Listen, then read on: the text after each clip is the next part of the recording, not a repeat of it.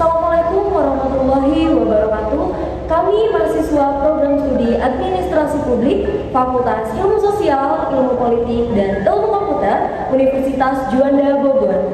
Sebelumnya perkenalkan, saya Mirna Pratami dengan NIM D201108 dan rekan saya Fitria Salza dengan D20111 dan rekan saya Salopa dengan NIM D201074.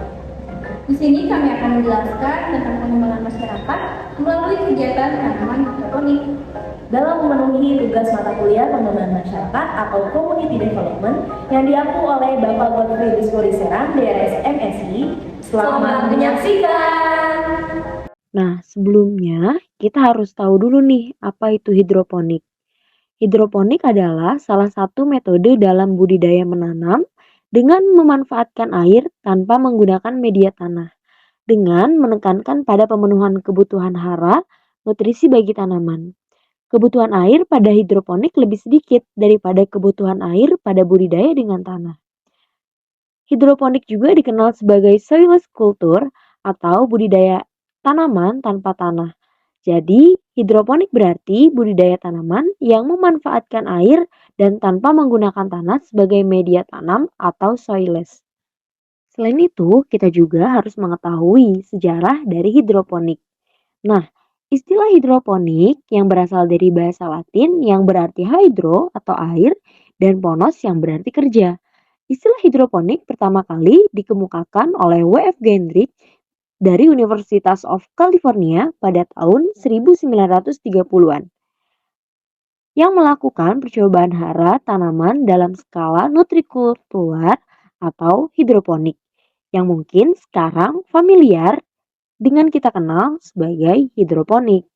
Selanjutnya yaitu macam-macam teknik penanaman hidroponik. Yang pertama, ada static solution culture atau kultur air statis. Yang kedua, continuous flow solution culture. Contohnya seperti NFT dan DFT. Yang ketiga yaitu aeroponics.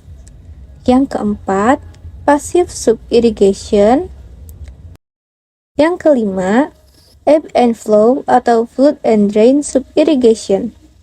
Yang keenam, run to waste. Yang ketujuh, deep water culture. Yang kedelapan, bubble ponics. Yang kesembilan, bioponics. Berikut ini beberapa tanaman hidroponik yang dimiliki narasumber, yaitu selada merah dan hijau, sawi putih, pagoda, kangkung, pakcoy, cabai, tomat, dan seledri. Berawal dari hobi yang dimilikinya, Bapak Dandi merintis usaha hidroponik sejak 4 tahun yang lalu hingga sekarang. Tanaman hidroponik yang dibuat tidak dalam skala besar karena hanya mengandalkan halaman rumah dan untuk dikonsumsi pribadi. Beliau juga membuka pelatihan penanaman hidroponik. Dan sekarang, ia sudah bekerja sama dengan sekolah-sekolah di sekitar tempat tinggalnya. Beliau juga mengajak para pemuda di desanya untuk belajar menanam hidroponik di rumah masing-masing. Dengan bermodalkan ketekunan, saat ini beliau sudah memiliki 500 sampai 600 pot tanaman hidroponik.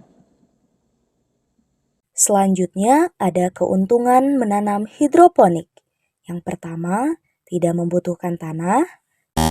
Kedua, air akan terus bersirkulasi di dalam sistem dan bisa digunakan untuk keperluan lain, misalnya dijadikan sebagai akuarium. Ketiga, pengendalian nutrisi lebih sederhana, sehingga nutrisi dapat diberikan secara lebih efektif dan efisien. Keempat, relatif tidak menghasilkan polusi nutrisi pada lingkungan. Kelima, memberikan hasil yang lebih banyak. Keenam, mudah dalam memanen hasil. Ketujuh, steril dan bersih. Kedelapan, media tanam dapat digunakan berulang kali. Kesembilan, bebas dari tumbuhan pengganggu atau gulma. Dan yang terakhir, tanaman tumbuh lebih cepat. Lalu, apa sih kendala pada usaha hidroponik ini?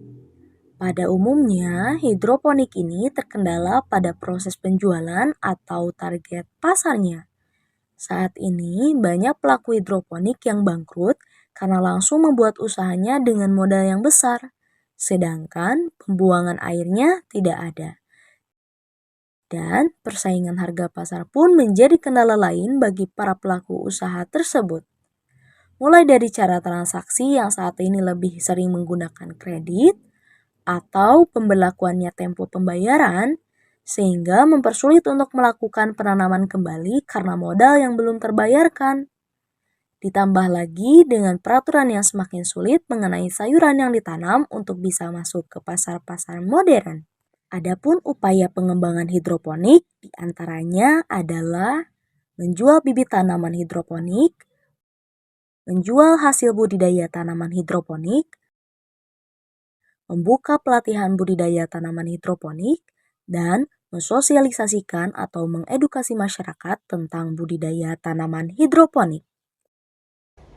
Nah, gimana teman-teman? Sangat bermanfaat bukan?